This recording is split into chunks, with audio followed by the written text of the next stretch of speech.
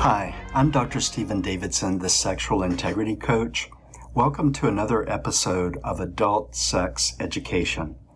It's my intention to bring you science-based sexuality education that you most likely have not been able to receive elsewhere in life. Today I'm going to talk about the concept of love addiction.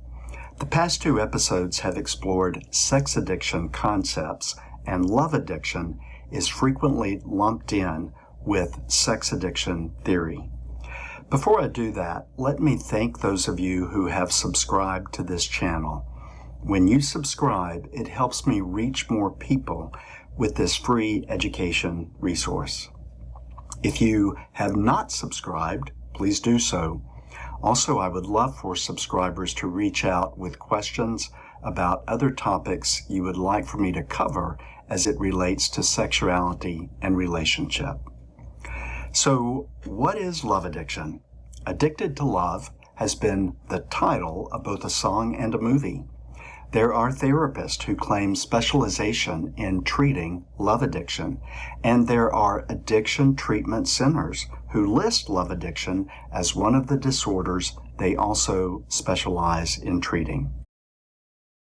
However, love addiction, like sex addiction, is not a diagnosis recognized by the American Psychiatric Association or the World Health Organization. We look to these two organizations for establishing scientific criteria for diagnosing mental disorders, and that includes sexual disorders and addictive disorders. Love addiction is a pseudo-diagnosis used to describe specific emotions, thoughts, and circumstances related to romantic relationships. What complicates this issue even more is that love is a subjective concept we cannot objectively measure. It means different things to different people, and we use the word love rather casually in our culture. I love you. I love ice cream. I love going to the beach. I love my dog, my grandmother, Paris in springtime. Sometimes we reference the experience of falling in love like it's something that happens to us that we cannot control. Humans have the capacity to love multiple people and things at the same time, even though we understand the individual relationships a little differently.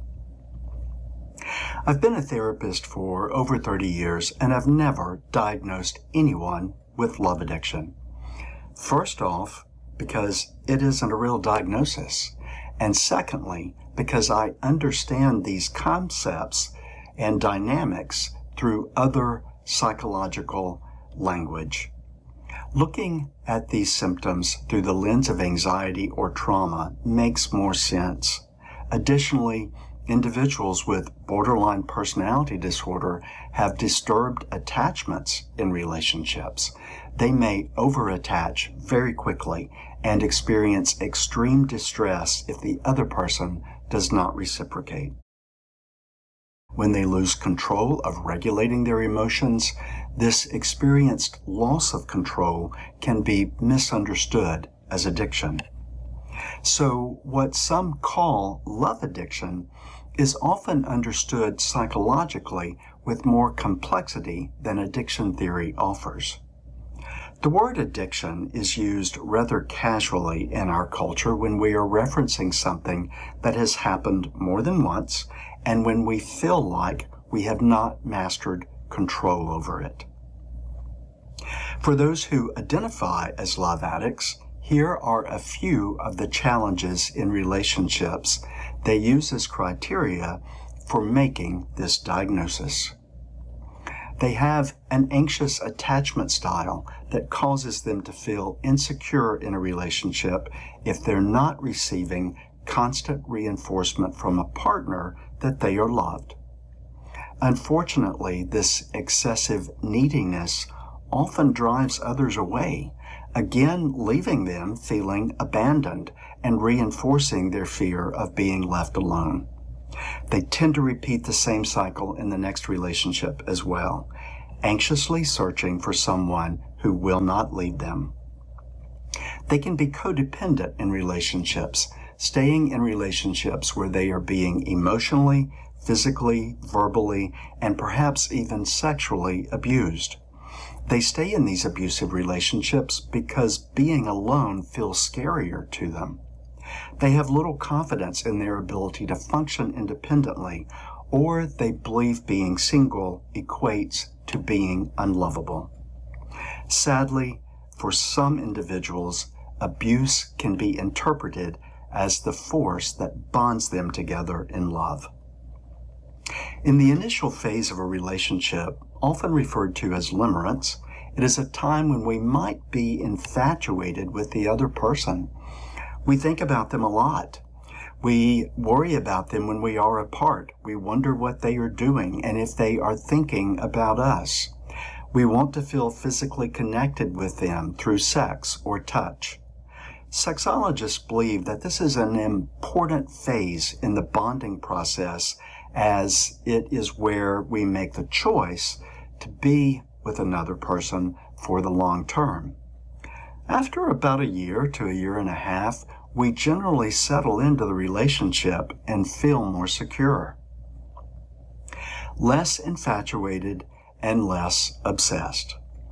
For some people, they judge settling in as less intense, and they have mistaken the intensity for love. Ironically, they feel less loved when their partner has relaxed into the relationship and feels more secure. They have an unrealistic expectation that a romantic relationship should always be as passionately intense as it was in the first few months. I personally think the word addiction is used too casually, sometimes even by mental health professionals.